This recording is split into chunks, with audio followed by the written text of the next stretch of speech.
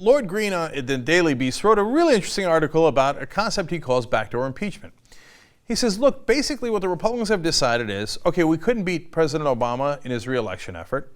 Now, President Obama, of course, unbelievably naively said during the election, oh, no, if I win, the fever will break, and the Republicans will realize they have no choice left. They'll have to cooperate with me.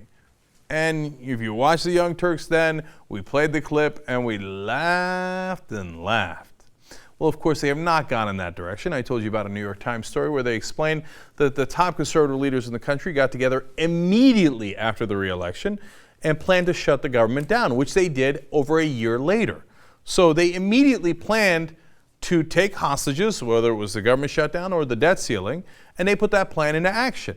They were never, ever going to cooperate with President Obama. Furthermore, what this article explains, and I think does a very good job of proving its case, that the point of the government shutdowns and all these different dramas is to make sure the government can't do anything, that it's an enormous struggle, a titanic struggle to just keep the lights on. So President Obama, in those next 4 years, when they first plotted this right after the re-election, won't have time to get any progressive priorities through because he'll be fighting so hard just to keep the government functioning. So Lloyd Green explains, unable to win the last two presidential elections or to persuade a Supreme Court majority that the Affordable Care Act was unconstitutional, House Republicans have arrived at a point where default and closure are the next best things. And unfortunately, their base rewards them. In fact, they just did the Values Voter Summit, and that's where a lot of the top conservatives in the country go. And then they have a straw poll, see who they like the best. You know who won? The guy who started the shutdown in the first place, Ted Cruz, with a significant 42% of the vote. So it's basically their base saying, go get him, yeah, shut it down. We don't want that guy making any policy decisions, and we don't give a damn that he won. We're going to just obstruct until we run the clock out. So yes, we can't impeach him. Yes, we lost to him. Yes, the Supreme Court agreed with him. But that doesn't mean that we have to allow him to pass a single bill that we like. We're just going to keep putting a cork in it so that basically, in effect, we have impeached him because he can't do anything for 4 straight years. So now Tom Edsel in the New York Times blog explained, and Lloyd Green quotes him on this. He says, look, the fears of the Republican base that a majority of minority constituencies will siphon the nation's wealth before the Republican base can get, quote, theirs in retirement. That's part of what's driving this.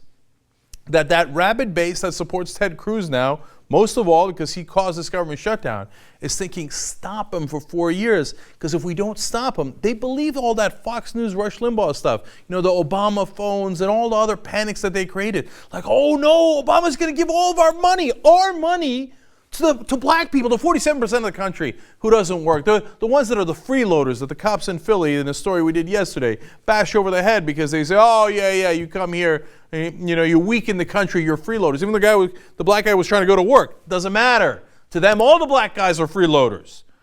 And to them, it's their country, their money. And so they got to make sure that Obama doesn't take it and give it to black folks in the next 4 years. Now, that's delusional. That's insanity. They have no intention of doing that.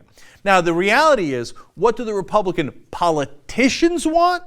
Look, they drum up all that fear among the Republican base. Oh, Obama's going to steal your money, et cetera, et cetera. But ironically, the guys actually stealing your money are the Republican politicians. Now, what do I mean by that? It's literal. Their number one priority, and Paul Ryan explained this recently in a Wall Street Journal editorial, you listen to any Senate Republican and most of the House Republicans, it's not to end Obamacare. It's to cut entitlement spending. What are entitlements? They like to call it entitlements, like, yeah, they think they're entitled to it. Until you tell even their own voters, hey, you know what those are? They're Medicare and Social Security. In which case, even the Republican voters go, whoa, wait a minute. I thought you said Obama was going to cut Medicare. I love my Medicare. I love my Social Security.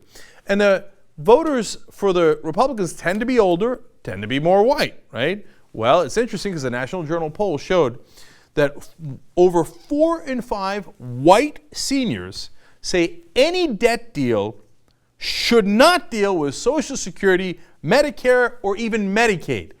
Over 80% of senior white voters said that.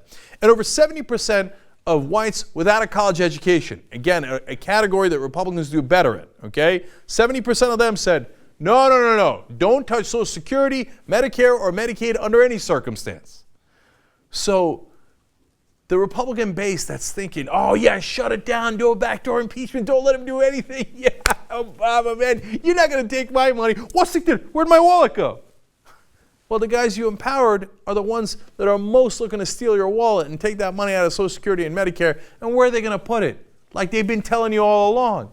They're going to give it in tax cuts to the rich and multinational corporations. Now look, Democrats oftentimes, and President Obama goes along with that far, far too often. But the plan is a Republican plan, and it's being instituted right now. And you see it in the shutdown, you see it in the debt ceiling nonsense, and you're going to keep seeing it until they finally have their grand bargain that cuts those programs that even Republican voters love.